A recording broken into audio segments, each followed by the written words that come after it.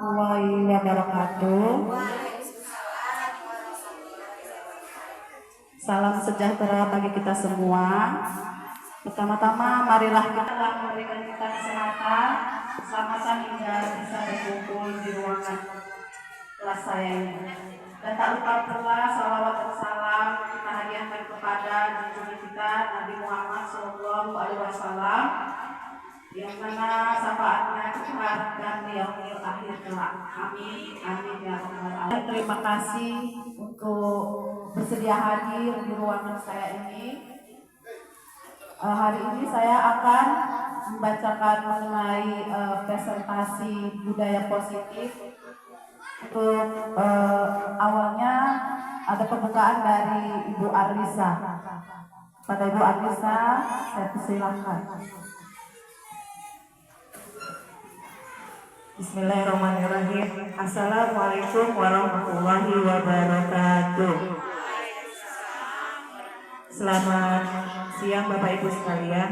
Puji dan syukur marilah sama-sama kita panjatkan kehadiran Allah Subhanahu wa taala, yang mana sampai dengan hari ini kita masih diberikannya banyak kenikmatan, terutama nikmat kelapangan waktu, kesehatan, beriman, sehingga dapat berkumpul di ruangan yang berbahagia ini untuk hadiahkan kepada junjungan kita Nabi Muhammad Sallallahu Alaihi Wasallam,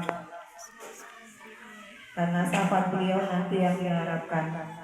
Yang saya hormati Ibu Febri Veronica dalam hal ini nanti akan menyampaikan materinya. Yang saya hormati Ibu dan Bapak Guru, rekan sejawat yang bertugas di UPTD SD Negeri 010086 Selawar. Seyogyanya yang membuka acara hari ini adalah Ibu Kepala Sekolah, tetapi Ibu lagi ada urusan penugasan tentang kurikulum merdeka. Jadi saya dipercayakan untuk membuka pada hari ini. Bapak Ibu sekalian, sama-sama kita nanti mendengarkan materi tentang budaya positif. Budaya positif ini adalah budaya ataupun perilaku tingkah laku yang baik yang sudah menjadi perbuatan anak-anak kita di sekolah ataupun kita guru-guru di sekolah selalu perlukan, sehingga nanti tercipta rasa aman, nyaman, ada kemauan dari anak-anak kita untuk melakukan semua perbuatan yang sesuai dengan hal-hal yang kita inginkan, yang kita kesepakati bersama. Jadi mereka tahu apa yang mereka akan lakukan sesuai dengan kemampuannya. Karena budaya positif ini mencerminkan nilai-nilai baik yang kita tanamkan, baik yang kita tanamkan oleh guru maupun lingkungan di sekitarnya. Jadi harapannya dengan budaya positif nantinya tumbuhlah rasa ingin mengembangkan diri. Jadi budaya positif ini tidak bisa timbul dengan sendirinya kalau tidak ada kebiasaan sehingga menjadi kebiasaan. Jadi yang dibutuhkan untuk menciptakan budaya positif ini adalah kolaborasi. Dalam hal ini nanti sama-sama akan disampaikan Ibu Febri Veronica dalam memenuhi tugas CGP-nya. Mudah-mudahan nanti yang disampaikan beliau sama-sama kita pahami, sama-sama kita bisa laksanakan, sehingga tujuan-tujuan pembelajaran dapat terlaksana dengan baik, sehingga menjadi budaya positif di lingkungan sekolah kita nantinya. Jika nanti ada yang kurang paham, bisa sama-sama kita tanyakan kembali kepada Bu Febri. Jadi kepada Bu Febri, saya ucapkan terima kasih sebelumnya. Mudah-mudahan nanti dapat berjalan dengan lancar, materinya dapat disampaikan dengan sebaik-baiknya. Hanya demikian yang dapat saya sampaikan. Terima kasih Bapak Ibu sekalian. Marilah sama-sama kita dengarkan, kita ikuti bersama-sama sampai dengan selesai nantinya. Hanya demikian yang dapat saya sampaikan. Billahi taufiq wal hidayah. Assalamualaikum warahmatullahi wabarakatuh. Terima kasih saya ucapkan kepada Ibu Arlisa. Untuk sekarang marilah saya akan memulai ya Bapak Ibu. Tapi sebelumnya akan dimulai melalui briefing dulu.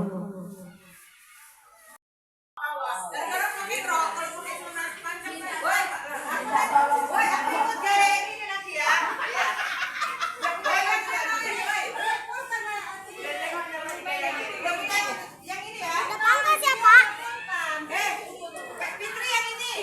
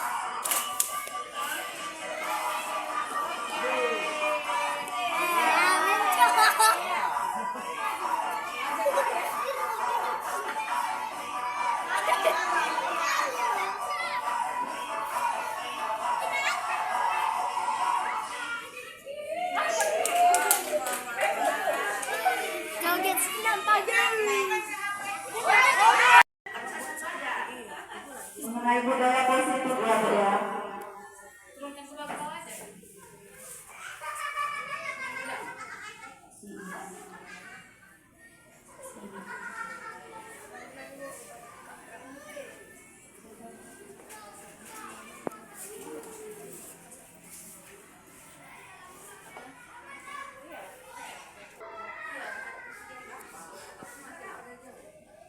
Tujuan umum dari budaya positif yaitu pertama, memahami konsep pendidikan menurut Ki Hajar Dewantara dihubungkan dengan konsep budaya dan lingkungan positif di sekolah yang berpihak pada murid. Kemudian yang kedua, melakukan evaluasi dan refleksi tentang praktik disiplin dalam pendidikan Indonesia secara umum untuk mendapatkan pemahaman baru mengenai konsep disiplin positif untuk menciptakan murid dengan profil pelajar Pancasila. Yang ketiga, memahami peran sebagai guru untuk membangun budaya positif dengan menerapkan konsep disiplin positif dalam berinteraksi dengan murid.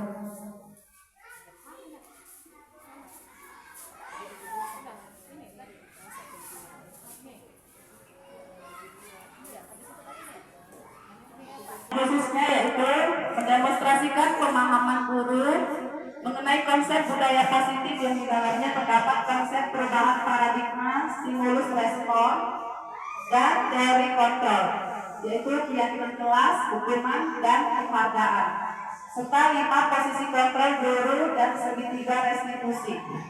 Yang kedua, menerapkan strategi disiplin positif yang memerdekakan murid untuk menciptakan ekosistem sekolah aman dan berpihak pada murid. Yang ketiga, menyusun langkah-langkah dan strategi aksi nyata yang efektif dalam mewujudkan kolaborasi dengan seluruh pemangku kepentingan sekolah agar tercipta budaya positif yang dapat mengembangkan karakter murid. Yang keempat, bersikap reflektif dan kritis terhadap budaya di sekolah dan senantiasa mengembangkannya sesuai kebutuhan sosial dan emosional murid. Nah, pertanyaan mantik ya Bapak Ibu, ini ada 3 pertanyaan. Ya, ini bisa disetuju dan tidak setuju ya. Pernyataan yang pertama, hukuman dapat mendisiplinkan anak. Setuju. Nah, alasannya Pak?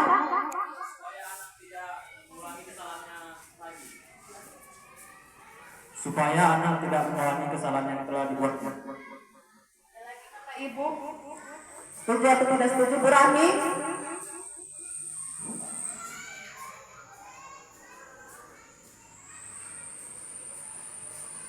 Saya setuju Bu, supaya anak tidak dapat mengulangi kesalahannya lagi dan dapat mendisiplinkan dirinya apa-apa saja kewajiban yang akan dilaksanakannya.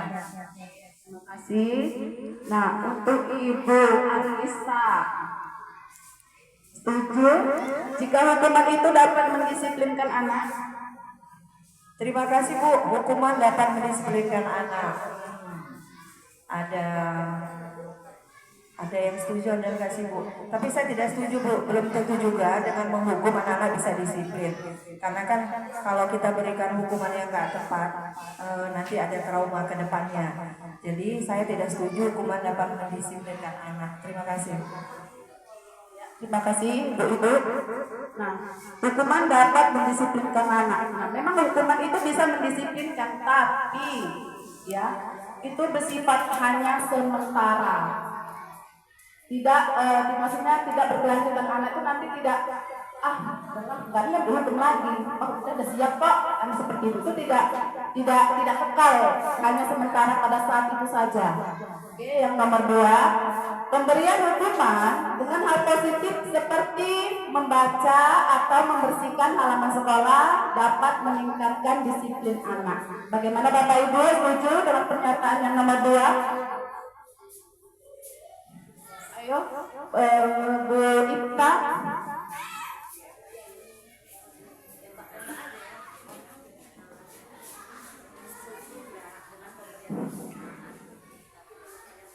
Kalau saya setuju, ya, karena dengan pemberian hukuman dengan hal yang positif itu akan bisa mempengaruhi terhadap tingkah laku anak. Ya, seperti contohnya seperti membaca, ya lama-lama dia akan terbiasa untuk melakukan hal-hal yang baik. Terima kasih. Nah, untuk Ibu Wan Fitri, kira-kira bagaimana itu Bu yang nomor 2?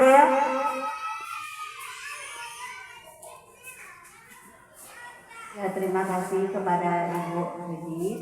Menurut saya pemberian hukuman dengan hal positif seperti membaca, membersihkan halaman, atau membersihkan kamar mandi itu lebih kepada konsekuensi gitu kali ya Bu ya. Jadi ketika anak melakukan mungkin kesilapan, jadi anak konsekuensinya apa gitu, misalnya kamu harus membaca atau menulis gitu.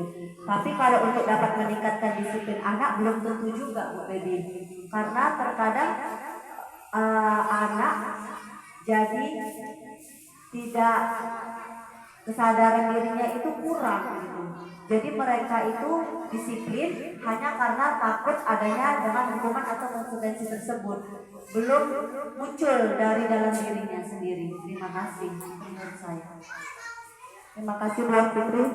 Yang hukuman itu sifatnya sementara ya Bapak Ibu, tapi memberi hukuman dengan hal yang positif saya rasa dapat membantu. Contohnya saya kalau di kelas itu ada siswa tidak membawa buku matematika seperti itu kan. Saya dulu pernah saya praktekkan mereka harus duluan, tapi lama-lama saya berpikir sering-sering mereka di luar jadi kegiatan kepalan tangan. Ada A dan B atau Anda dan teman Anda. Misalnya sama pasangannya ya Bapak Ibu.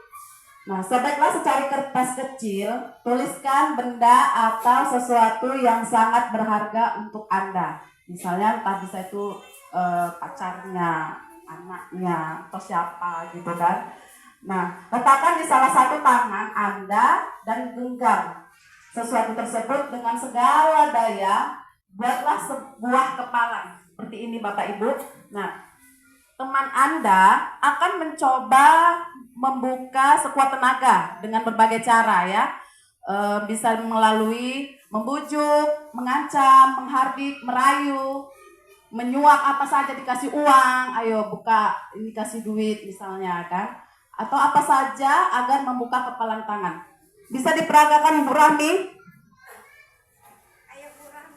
Bu Rami sama Bu Nami.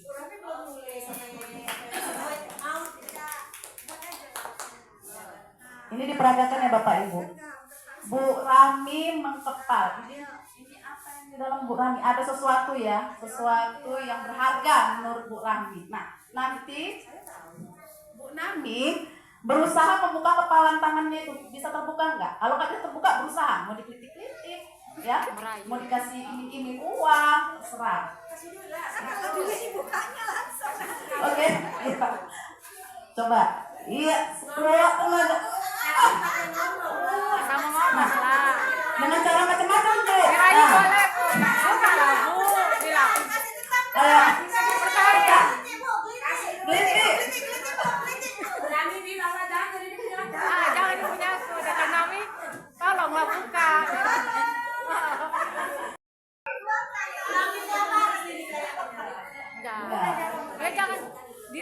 Dirimu sendiri. Gimana? Terus keluarkan tenaga dalam. Iya. Udah berhasil? Enggak. Terima kasih Bu Nami sama Bu Rami. Nah, dari kegiatan tadi itu dapat diartikan bahwasannya yang hanya bisa mengontrol, membuka itu berarti itu adalah Bu Rami. Ya, kalau dia memang mau membuka ya buka aja. Kalau nggak mau ya tetap aja begini, walaupun ada iming-iming mau digelitiki ya kan, mau dikasih uang atau apa, tetap Bu Rami tidak mau. Tapi kalau memang mau, udahlah buka aja, kasihan. Itu tergantung dari dirinya sendiri. Oke. Disiplin. Nah, berasal dari disiplin itu eh, berasal dari bahasa Latin yang artinya adalah belajar. Ya, makna asal dari kata ini berkonotasi dengan disiplin diri dari murid-murid, yaitu dari Sokrates dan Plato. Ini berdasarkan dari tokoh dari Yunani, ya, Sokrates dan Plato. Nah, disiplin diri membuat orang menggali potensinya menuju sebuah tujuan, apa yang dia hargai. Kemudian yang keempat, namun dalam budaya kita, makna kata disiplin telah berubah menjadi sesuatu yang dilakukan seseorang pada orang lain untuk mendapatkan kepatuhan. Makanya anak-anak itu kan disiplin itu karena dia patuh terhadap aturan, seperti itu. Kemudian kecenderungan umum adalah menghubungkan kata disiplin dengan ketidaknyamanan, bukan dengan apa yang kita hargai atau pencapaian suatu tujuan mulia. Nilai-nilai kebajikan universal, yaitu nilai-nilai kebajikan adalah sifat-sifat positif manusia yang merupakan tujuan mulia yang ingin dicapai setiap individu. Nah, nilai-nilai tersebut bersifat universal dan lintas bahasa, suku bangsa, agama, maupun latar belakang. Yang pertama, setiap perilaku perbuatan memiliki suatu tujuan. Nah, setiap perbuatan siswa yang mereka lakukan itu pasti ada tujuannya. Itu menurut Dr. William Glasser pada teori kontrol tahun 1984. Yang kedua, dengan mengaitkan nilai-nilai kebajikan yang diyakini seseorang, maka motivasi intrinsiknya akan terbangun sehingga menggerakkan motivasi dari dalam untuk dapat mencapai tujuan mulia yang diinginkan. Yang ketiga, nilai-nilai kebajikan yang ingin dicapai oleh setiap anak Indonesia kita kenal dengan profil pelajar Pancasila, yaitu beriman dan bertakwa. Yang kedua, mandiri, bernalar kritis, berkebinekaan global, bergotong royong, dan kreatif.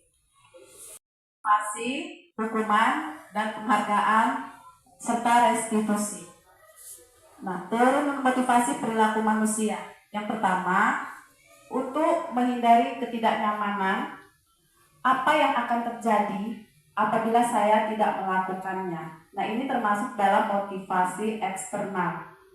Yang kedua, untuk mendapatkan imbalan dari orang lain atau institusi, apa yang akan saya dapatkan apabila saya melakukannya. Nah, ini juga termasuk dalam motivasi eksternal. Yang ketiga, untuk menghargai diri sendiri. Saya akan menjadi orang yang seperti apa bila saya melakukannya. Ini termasuk ke dalam motivasi internal dalam diri sendiri, yaitu tujuan disiplin positif. Nah, dihukum oleh penghargaan. Bahwa penghargaan berlaku sama dengan hukuman. Dalam arti meminta atau membujuk seseorang melakukan sesuatu untuk memenuhi suatu tujuan tertentu dari orang yang meminta atau membujuk, dorongannya eksternal dan akan ada faktor ketergantungan. Beberapa dampak dari pemberian penghargaan. Ya, ini ada beberapa dampaknya ya Bapak Ibu. Yaitu salah satunya yaitu pengaruh jangka pendek dan jangka panjang. Kemudian penghargaan menghukum, penghargaan mengurangi ketepatan, penghargaan tidak efektif, penghargaan merusak hubungan. Dihukum oleh penghargaan itu ada beberapa, yaitu penghargaan menurunkan kualitas, penghargaan mematikan kreativitas, penghargaan mengurangi motivasi intrinsik. Nah, bentuk program kebajikan atau apresiasi. Dalam memberikan apresiasi atau pengakuan, perlu diingat beberapa hal. Yang pertama, beri pengakuan secara khusus. Yang kedua, beri pengakuan secara pribadi. Yang ketiga, beri pengakuan kepada semua murid atau secara bergantian.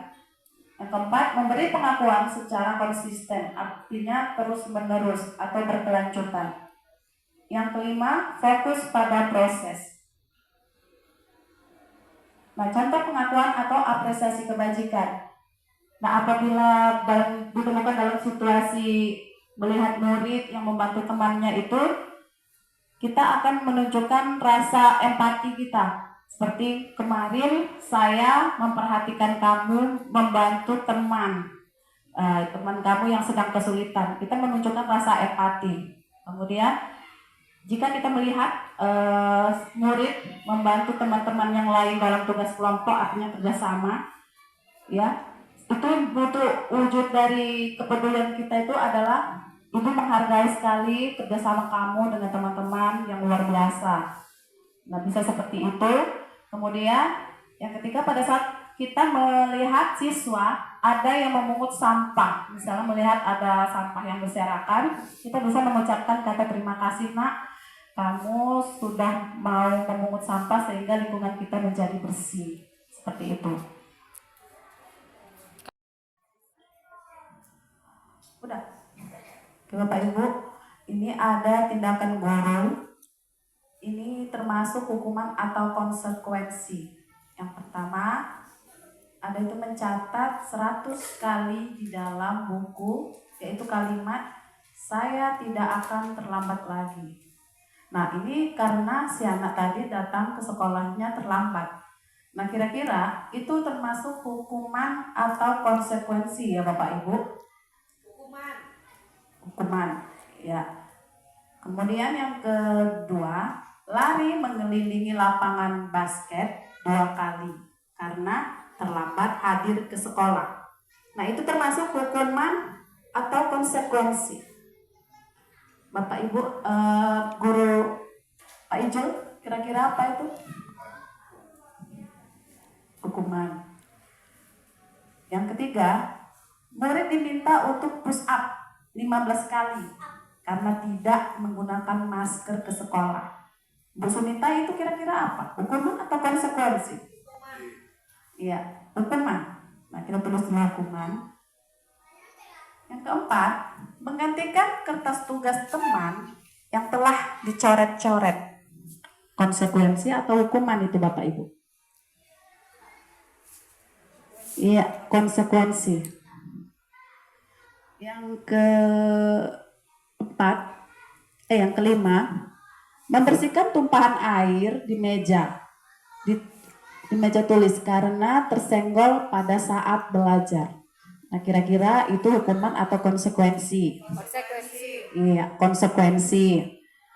Yang keenam, murid disuruh untuk mengenakan sepatu seharian di sekolah karena tidak mengenakan sepatu hitam. Kira-kira apa itu Bapak Ibu? Konsekuensi. Yang terakhir, lari mengelilingi lapangan basket 2 kali karena terlambat 10 menit untuk pelajaran PJOK. Nah, apa itu? Bapak Ijul, kira-kira apa itu Bapak Ijul? Konsekuensi. Nanti kita lihat ya Bapak Ibu jawabannya benar atau tidak. Ya, ini yang tadi sudah diisi. Ternyata mencatat 100 kali di dalam buku kalimat yaitu saya tidak akan terlambat lagi, itu termasuk ke dalam hukuman. Karena tidak ada hubungannya ya Bapak Ibu terlambat sekolah dengan mencatat. Kemudian lari mengelilingi lapangan bola basket 2 kali karena terlambat hadir ke sekolah. Itu juga termasuk hukuman karena tidak ada hubungannya dengan terlambat sekolah tadi. Kemudian murid diminta untuk push up 15 kali karena tidak menggunakan masker ke sekolah. Itu juga termasuk hukuman karena tidak ada hubungannya ya Bapak Ibu, hubungan antara tidak menggunakan masker dengan push up. Kemudian menggantikan kertas tugas temannya yang telah dicoret-coret. Nah, itu termasuk ke dalam konsekuensi karena ada hubungannya. Dia telah mencoret-coret buku temannya, maka harus mengganti. Kemudian membersihkan tumpahan air di meja tulis karena tersenggol pada saat belajar. Ini juga termasuk konsekuensi. Karena sudah menumpahkan berarti dia memiliki konsekuensi untuk membersihkan, yaitu bisa mengepel. Kemudian murid disuruh untuk mengenakan sepatu seharian di sekolah. karena tidak mengenakan sepatu hitam. Nah, ini juga termasuk hukuman karena tidak ada hubungannya antara tidak mengenakan sepatu hitam dengan disuruh tidak menggunakan sepatu seharian. Kemudian lari mengelilingi lapangan bola basket, mengelilingi lapangan basket 2 kali karena terlambat 10 menit pelajaran PJOK. Ini juga termasuk konsekuensi karena ada hubungan olahraga di situ. Nah, apa itu restitusi? Restitusi adalah proses menciptakan kondisi bagi murid untuk memperbaiki kesalahan mereka sehingga mereka bisa kembali pada kelompok mereka dengan karakter yang lebih kuat. Restitusi juga merupakan proses kolaboratif yang mengajarkan murid untuk mencari solusi untuk masalah mereka dan membantu murid berpikir tentang orang seperti apa yang mereka inginkan menjadi tujuan mulia dan bagaimana mereka harus memperlakukan orang lain.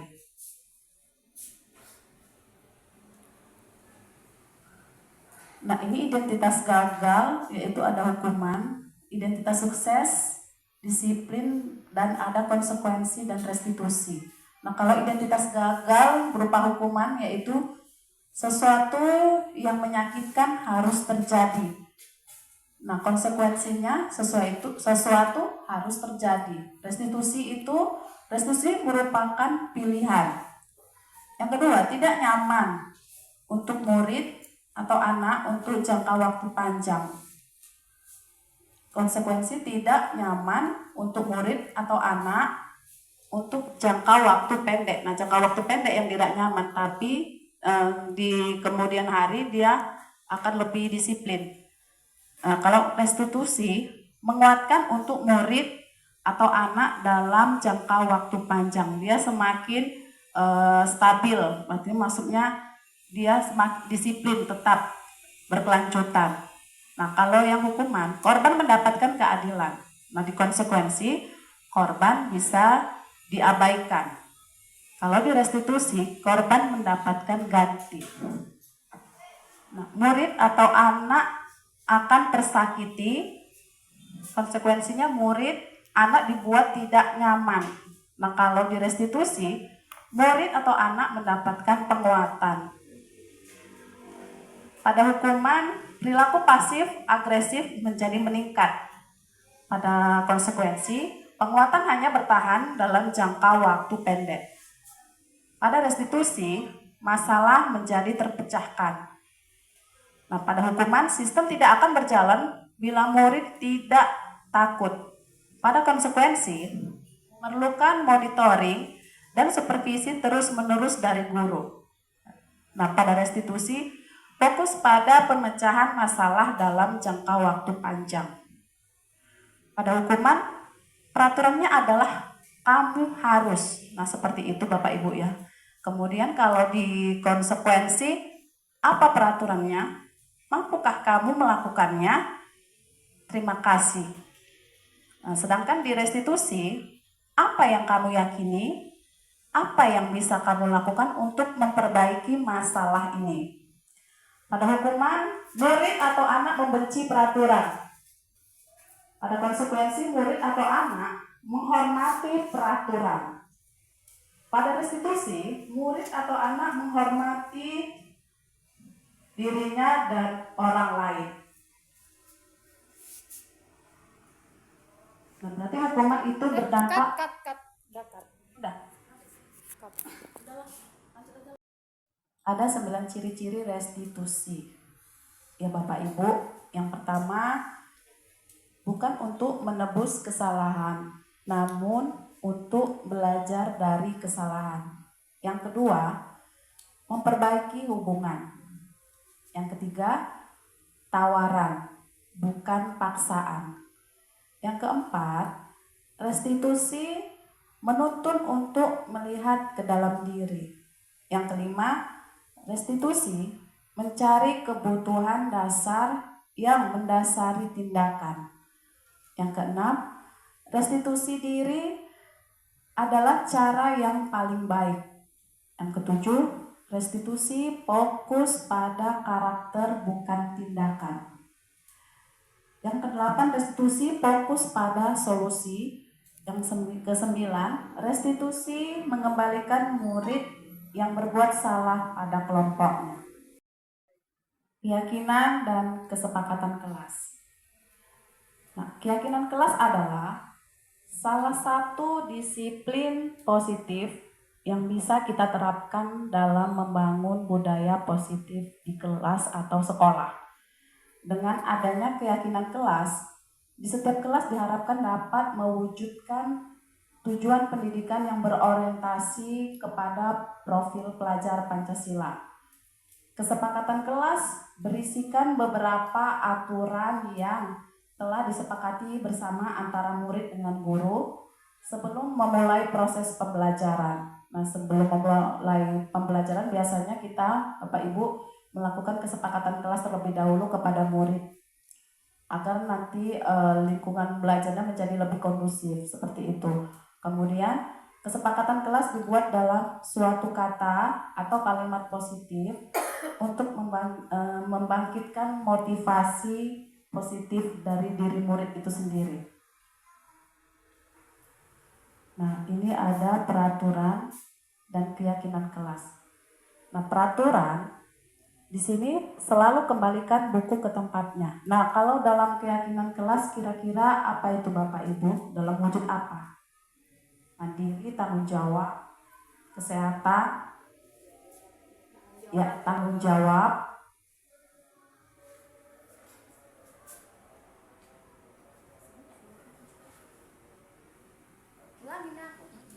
Ya. Kami yang jawab lah. peraturan, ya itu selalu kembalikan buku ke tempatnya. Kalau dalam wujud keyakinan kelas kira-kira apa itu Bapak Ibu? Wujudnya? Kayaknya rasa tanggung jawab lah, Bu. Iya, tanggung jawab ya Bapak Ibu, karena sudah ngambil, membalikkan lagi ke tempatnya. Kemudian dilarang mengganggu orang lain. Nah, itu apa kira-kira keyakinan kelasnya Bapak Ibu? Ya, menghargai orang lain. Menghormati juga bisa. Ya, menghormati juga bisa. Kemudian hadir di sekolah 15 menit sebelum pembelajaran dimulai. Nah, kira-kira keyakinan kelasnya ya disiplin atau berkomitmen ya Bapak Ibu. Kemudian dilarang melakukan kekerasan. Nah, kekerasan ini kan sifatnya bisa saling bertumbuk, berdarah-darah, ya patah kakinya misalnya, terkilir. Nah, kira-kira keyakinan kelasnya apa itu Bapak Ibu? Saling menyayangi. Ya, saling menyayangi, menghormati orang lain, dan juga keselamatan. Karena kalau melakukan kekerasan pasti takutnya ada apa-apa gitu ya. Kemudian dilarang menggunakan narkoba. Nah, ini keyakinan kelasnya dalam hal apa Bapak Ibu? Sehat. Ya, dalam kesehatan. Kemudian bergantian atau menunggu giliran. Nah, wujud dari keyakinan kelasnya kira-kira apa itu Bu Sunita? Menghormati bisa, Bu. Ya, bisa menghormati orang lain. Sabar, Bu, Atau sabar. iya, bersabar juga bisa ya Bapak Ibu. Melatih kesabaran. Iya, melatih kesabaran. Kemudian gunakan masker. Nah, ini kira-kira berhubungan dengan apa Bapak Ibu? Kesehatan. Iya, kesehatan, agar tidak batuk atau ada temannya yang pilek. Jadi perlu dia memakai masker agar tidak menularkan. Nah, kemudian jangan berlari di kelas atau koridor. Keselamatan, Bu. Iya, keselamatan agar tidak terjatuh, tidak terkilir misalnya ya, dan wujud dari keamanan.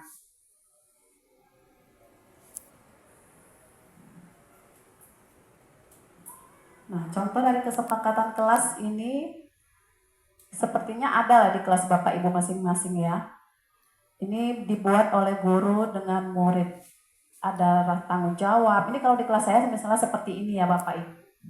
Ada tanggung jawab, kemudian partisipasi aktif, menghargai, kerjasama, kebijakan khusus, dan menghormati.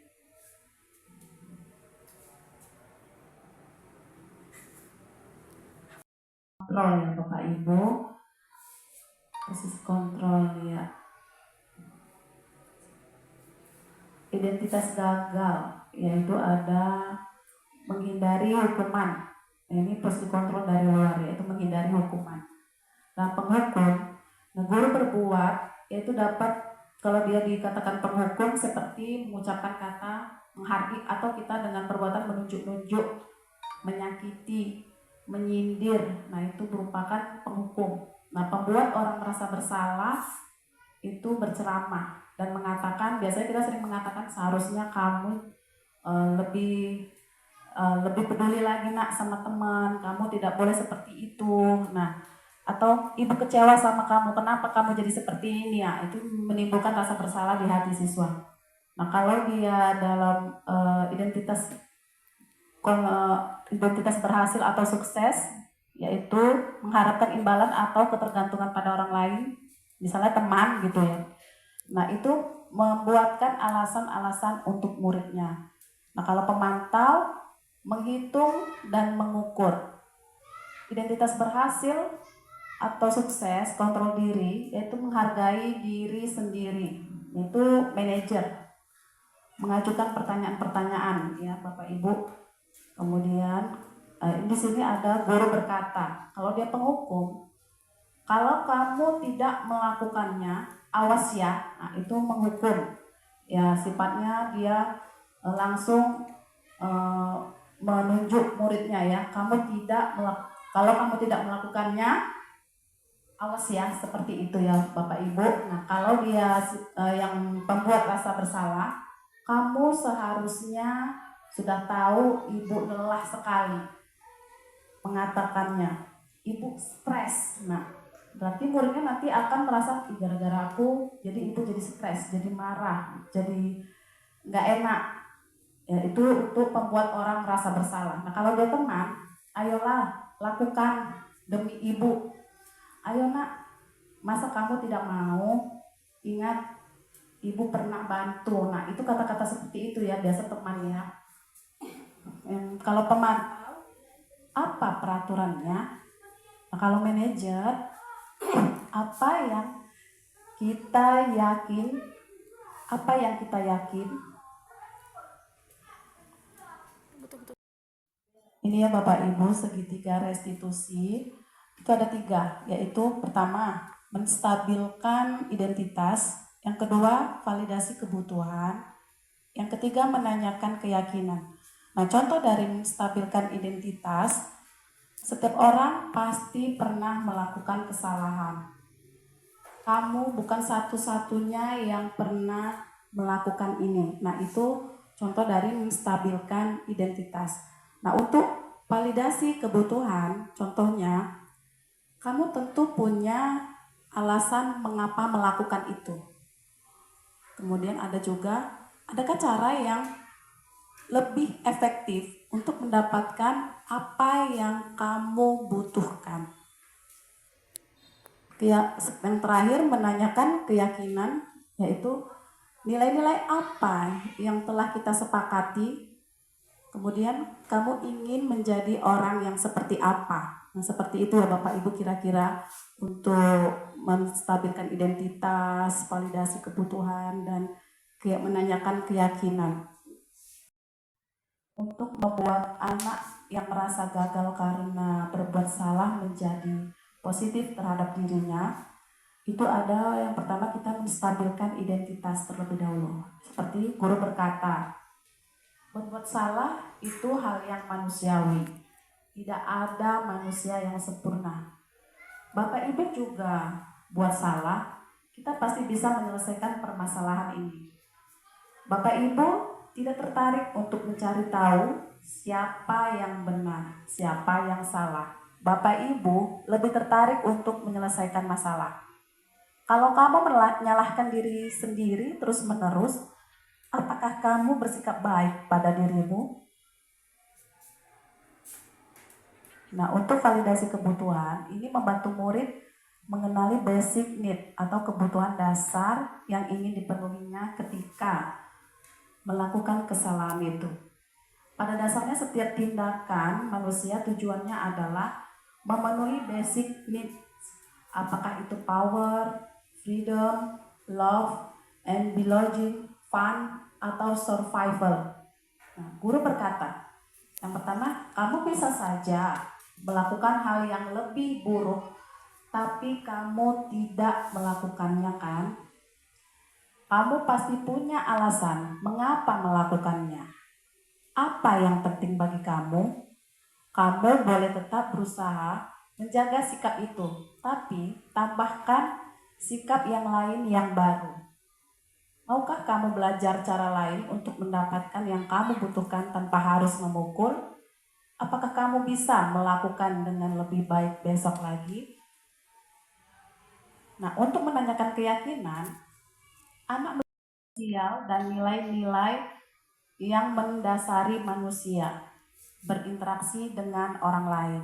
Guru berkata, apa nilai yang kita percaya di kelas atau sekolah kita?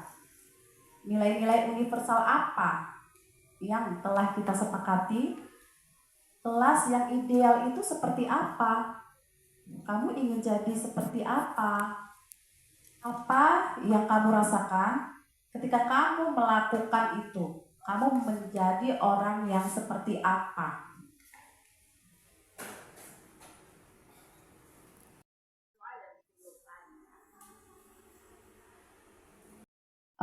Berdasarkan hasil dari presentasi saya tadi, saya akan meminta Bapak Ibu untuk merefleksikannya.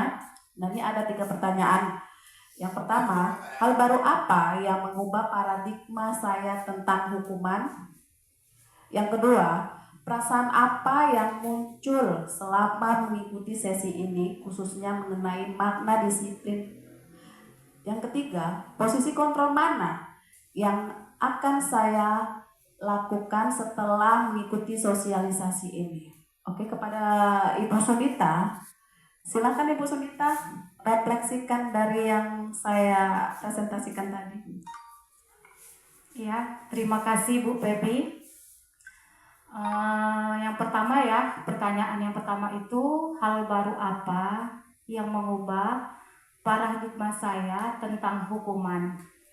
Sebaiknya kita tidak memberi hukuman kepada anak, karena kalau memberi hukuman itu hanya bersifat sementara saja. Jadi di sini kita harus menerapkan keyakinan atau konsekuensi agar anak itu lebih paham lagi jika berbuat salah bisa memperbaikinya sendiri. Begitu Bu. Dan untuk pertanyaan yang kedua, perasaan apa yang muncul selama mengikuti sesi ini, khususnya mengenai makna disiplin. Dengan adanya sosialisasi ini, saya sangat senang Bu.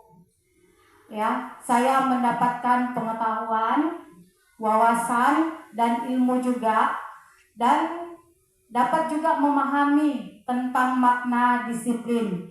Dan dengan sosialisasi ini, saya akan mencoba untuk menerapkan yang positif, disiplin positif. Untuk pertanyaan yang kedua, perasaan apa yang muncul selama mengikuti sesi ini, khususnya mengenai makna disiplin.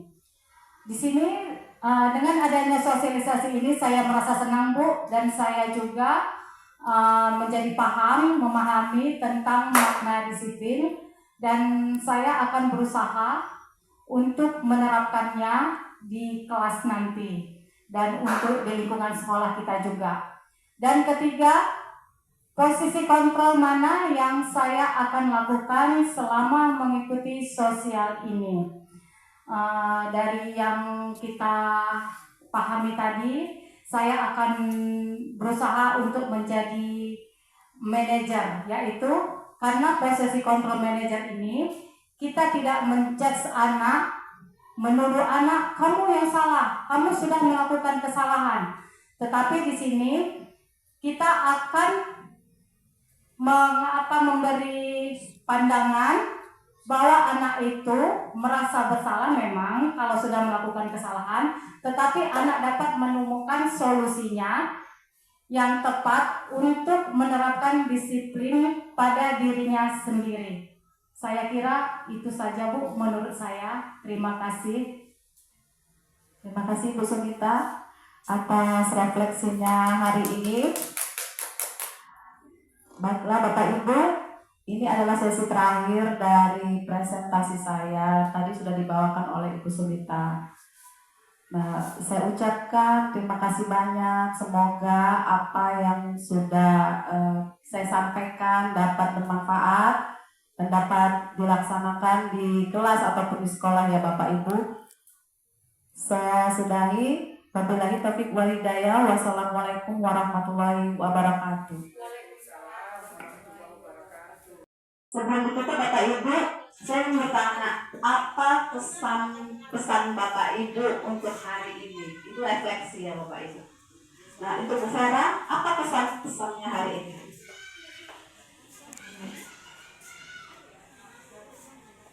Pesan dulu ya. Kesannya sangat baik, cara menyampaikannya sangat menarik, membuat saya sangat termotivasi. Apa yang dibilang Bu Feby akan kami laksanakan, akan saya laksanakan. Pesannya, Bu Feby semakin maju, semakin bagus, semakin baik, menjadi guru penggerak yang hebat. The best untuk Bu Feby. Terima kasih Bu Vera. Demikianlah ya Bapak Ibu hasil presentasi saya untuk hari ini mengenai budaya positif. Saya ucapkan kepada Bapak Ibu terima kasih banyak sudah bersedia hadir di tempat ini. Semoga apa yang saya sampaikan dapat bermanfaat. Sekian dan terima kasih.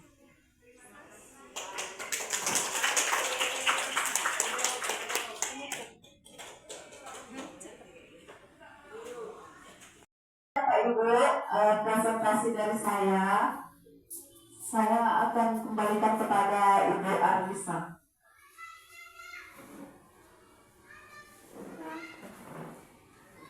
Ya, dari presentasi yang disampaikan oleh Ibu Feby Veronica, saya pribadi mengucapkan terima kasih Bu atas penyampaian materinya, mewakili Ibu Kepala Sekolah dan rekan-rekan semuanya.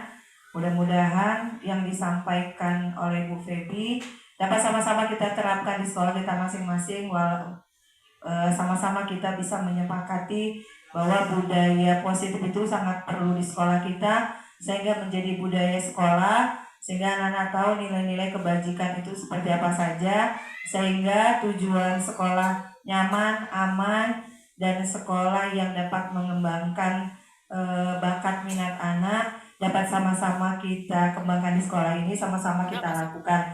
Dan yang paling penting adalah kolaborasi kita bersama untuk mewujudkannya. Terima kasih sekali lagi Bu Feby, terima kasih Bapak Ibu sekalian. Mudah-mudahan apa yang disampaikan dapat kita terapkan. Akhir kata saya ucapkan billahi taufiq wal hidayah. Assalamualaikum warahmatullahi wabarakatuh.